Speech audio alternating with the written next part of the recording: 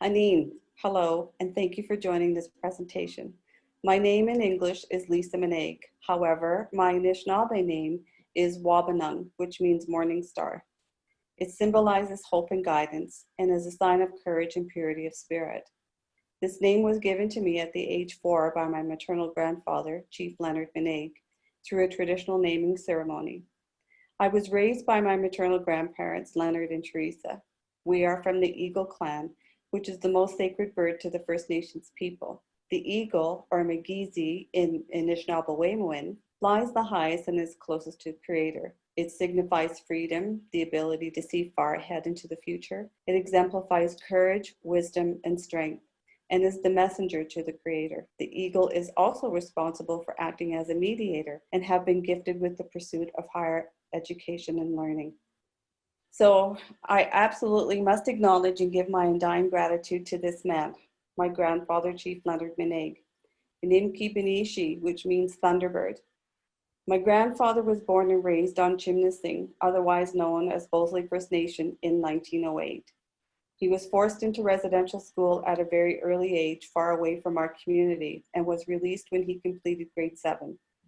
These experiences were never spoken about. In 1931, Leonard and Teresa were married, and together they had 11 children. When World War II broke out, without hesitation, he and other community members signed up to join the cause at a time when they, like all Indigenous peoples of Canada, were not considered Canadian citizens and had no rights or privileges. He joined the Royal Canadian Air Force and worked his way to becoming a corporal and was stationed at various places in Canada. He was very proud to represent our country. After the war, he returned home to his family and was encouraged to enter politics by the chief at the time. He was elected chief for 2 terms, in 1954 to 56 and 1964 to 66. Prior to being elected, our community had no running water, indoor plumbing, no electricity, telephone services, and access to the grocery store was on the mainland. Often the members were stranded during the harsh winter months. As chief, he was successful in having electricity and telephone services installed on our reserve. The middle photo was taken at a ceremony where the lights of the community were turned on for the very first time, including lighting up a Christmas tree in front of the community center where the members had gathered to mark the occasion. Bell Canada gifted my grandfather with a telephone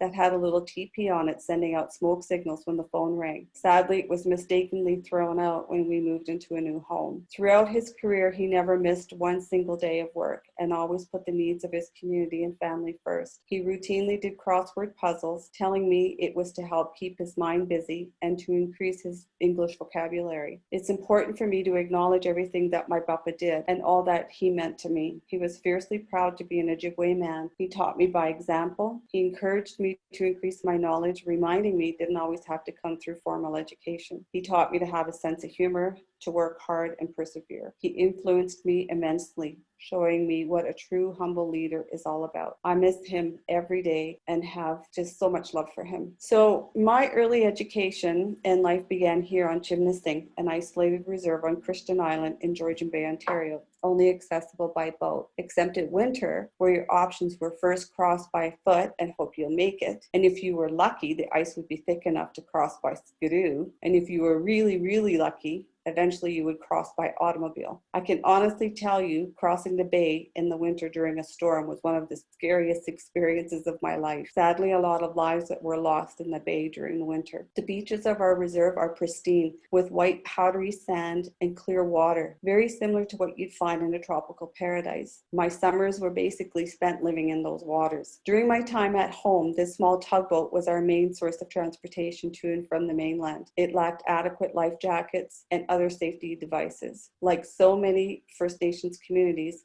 mine was also fraught with high rates of alcoholism, drugs, poverty, and unemployment. Families had high levels of dysfunction. Degradation of the community existed from ongoing lateral violence and intergenerational trauma.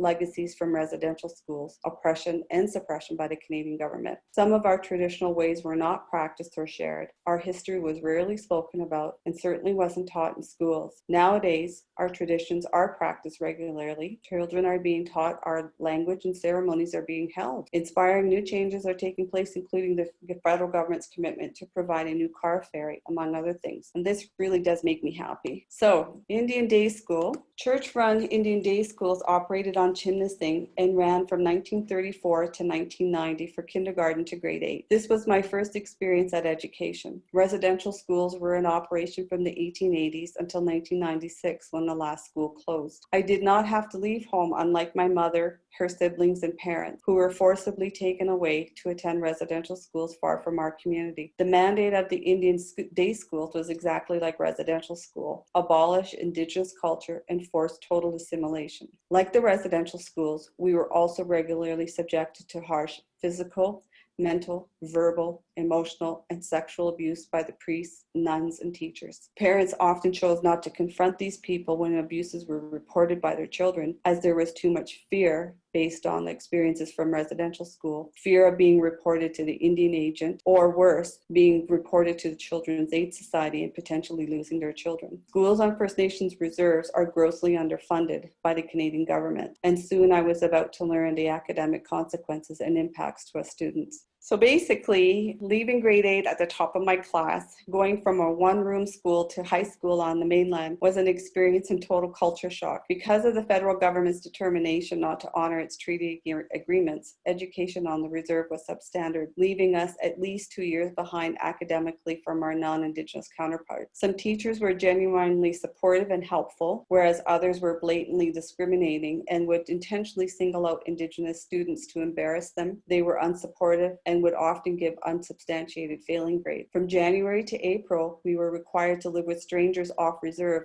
who were paid for their services. We were only allowed to return to our home community every second weekend. This practice still continues today. I was lucky enough to have a great family to live with. Their daughter was dating my uncle at the time, and they were very kind to me and my cousin. Other students still didn't have it so good. A lot of them were starved and abused. Unfortunately, I didn't thrive in this environment, and my marks reflected it. I failed grade 9. I was allowed to move to Toronto to live with my aunt and uncle and continue my schooling there. Not long after starting grade 10, though, I was living with a friend after being physically assaulted by my uncle. And with no other financial support, I started working full-time and going to school. The challenges were too much, and I refused to return to my home community, so I made the tough choice to quit, despite the fact I really wanted to complete my high school. By the time I was 17, I was working full-time in a factory, living alone in a rental apartment, and I felt somewhat proud of my accomplishments, but wasn't feeling very fulfilled or satisfied. And so just before my 18th birthday, I returned home to my community and took a government-subsidized full-time job with the band office as a secretary for the education director. How ironic, eh?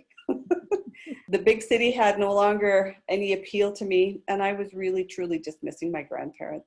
So a new journey where I was voluntold. So I moved to Calgary in November 6, 1980. And it wasn't by choice. My cousin, who had just gotten married, moved here a week prior. My intention was to stay for 1 year and then move back to Ontario to be closer to my grandparents. I had only $90 in my pocket, which wasn't much to start a new life on. Through many long-distance phone calls that were collect to my grandparents and crying every day, with my grandfather, who gave me the constant reassurance to look for work, telling me that I would succeed. So in mid-December, I landed my first job here in Calgary as a typist for an insurance company. Not super exciting, but I was making the most money I ever had to that point. And I can still vividly recall my first time downtown Calgary. I saw First Nations people who looked vastly different from me and from people from my community. I was in absolute shock. Suddenly, all the things I'd been told from the priests and nuns in school, and the feelings of shame and inferiority just came flooding back, along with those memories of discrimination I experienced in high school. Because of my own shame, my fear, and my anger at my biological mother and feelings of abandonment, I decided not to reveal my ancestry to anyone, a decision I would struggle with for many years to come. I wanted to have the same opportunities I believed that non-Indigenous people had. I wanted to fit into white society. I knew in my heart this was wrong, and my grandparents would be gravely disappointed, but I really believed that it was the only way I was going to succeed. So clearly Clearly, I had my own preconceived beliefs of what Indigenous people should look like. My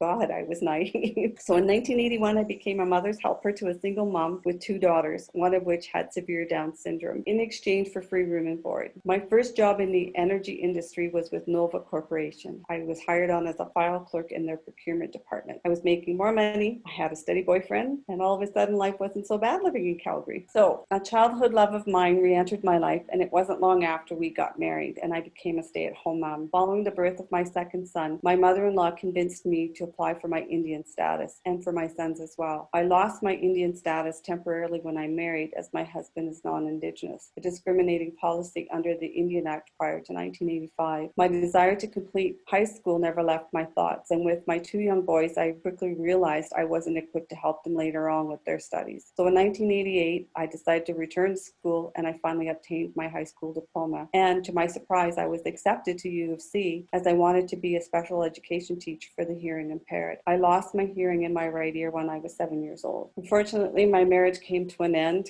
A nasty separation and divorce ensued. My children were so affected. My sons and I were disowned by my ex-husband's family. I had no immediate family of my own to help or provide support that I needed. My cousin had returned to Ontario after 1.5 years following the unexpected death of her husband. So now I was a single mom living in low-income housing. I was overwhelmed, I was afraid, and I was alone. I knew I just couldn't commit to my studies for the next 3 years. So I looked at what else I could do and instead took an alternate course through the career college to get my diploma in intermediate accounting and a certificate in office management. I believed that this would provide me with higher wages and so that I could support my boys and I in a shorter amount of time. By this time, I started to share my ancestry with a very few close friends. I can still feel the sting, though, of one of my so-called friends' words when I shared I was quitting university. He said to me, "If you quit school, you'll be just another lazy Indian who doesn't really want to get ahead." I suppose he was trying to demonstrate tough love and hoping I would stay in school, but it really was the wrong approach. I was so greatly offended by his stereotypical attitude. Clearly, he had drew a line in the sand that if I didn't fit into his idea of how to be, then I was nothing more than a lazy Indian. So you can imagine, I don't think we're friends anymore. So career growth and survival. My first job as an office manager was one of the worst experiences I ever encountered. Myself and the staff were subjected to verbal abuse daily, including being told we were too stupid to be hired by anyone else. At the end of each day, I literally had to sit in my car and cry just to decompress before I could go pick up my boys. I endured this toxic environment for 8 months for fear of not having the means to support my sons.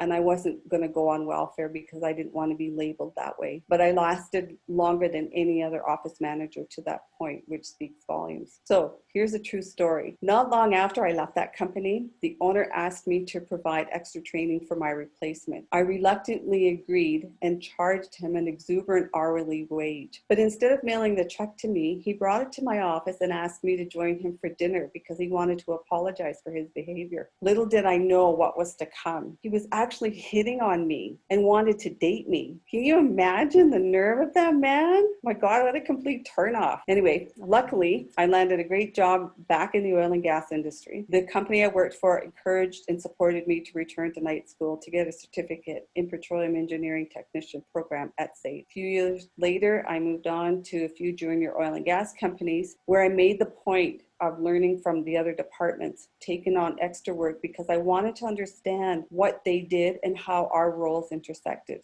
I wanted the big picture. This was a great move as I learned so much just by doing the work. And over the course of 7 years, I survived 5 mergers and takeovers, only making money at one of them from the shares I'd been given. Yay me!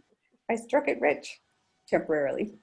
Anyway, throughout this time, I still kept my ancestry mostly to myself, with the exception of a few close friends. Doing this, though, just only intensified the guilt and shame I was feeling. I felt like a fake, and I wasn't certainly being authentic. My fears, my sense of inferiority, and feelings of powerlessness to defend my heritage when people were openly making derogatory and racial remarks was just becoming too much. My sense of identity was being challenged openly in front of me, without people even realizing it. And yet it was me who put myself in that position. So an aha moment. For all you runners out there, I'm sure you can relate to this. When I was actively running, it was my time to de-stress and process all the brain chatter. One particular day, I was with my best friend and got lost in Lisa's brain when I suddenly felt like I was seeing myself as an outsider, like the vision of an eagle, seeing the bigger picture, when I heard a voice say to me, the very thing you've been running away from is the very thing you need to embrace. And I knew in an instant what it meant. It meant my attempts to run away from my true identity and my denial of my heritage. It was such a profound moment for me. That was over 20 years ago. There's an old adage and saying, when the student is ready, the teachers will come. This is very true because teachers most certainly did come forward. I was introduced to elders and the community members who I learned from. I was shown how to smudge and participate in ceremonies. I was taught proper and respectful protocol, how to identify and pick some medicines, and thus began my lifelong love affair with going into the sweat lodge and participating in ceremonies, especially with round dances. So when I was first asked to be a team lead, my initial reaction was, hell no. I don't want to be a lead to a bunch of administrators who are all women. Sorry, ladies, but sometimes too much estrogen can and does interfere in a not so good way, in my opinion. But the main reason for my reluctance was because I truly just felt unworthy. I lacked confidence in my own abilities and knowledge, and I didn't have a university degree, something I thought that all leaders were required to have in a non-Indigenous environment. I made many mistakes, overcoming feelings of guilt and fear of being judged by others that I didn't deserve that promotion.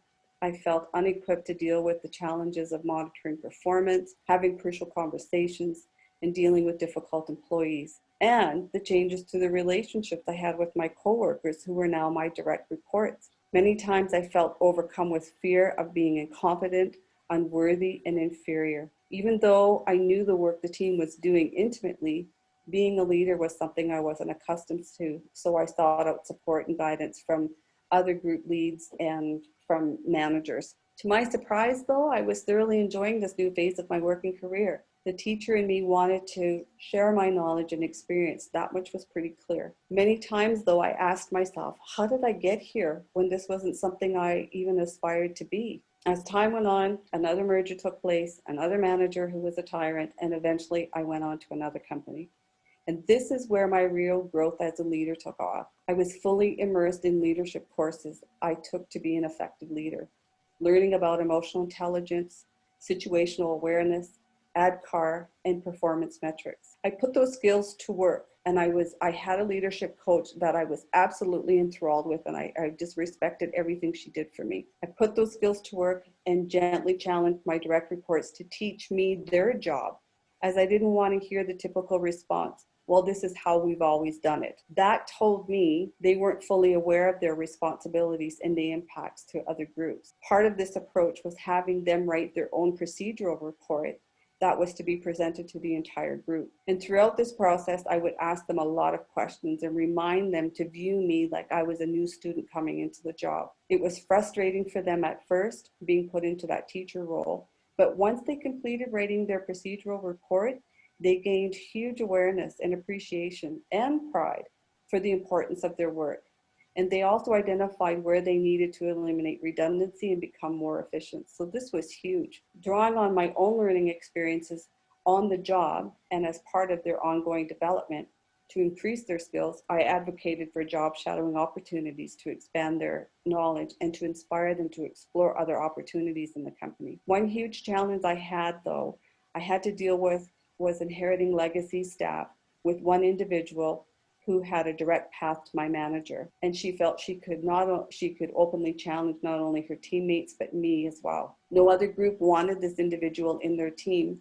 And soon I reached the decision I probably had to let her go. However, the more I listened to the other ladies, I soon realized the entire group was not operating as a team. And this particular individual was probably just reacting negatively in response to that. So I held them all to task and withheld their annual raise, something the legacy staff had never encountered before. You can imagine just how pissed off at me they were. But that quickly subsided when I shared with them my annual raise was also withheld. Following that, we met monthly, having crucial conversations about why there was a breakdown and why they were not working together as a team.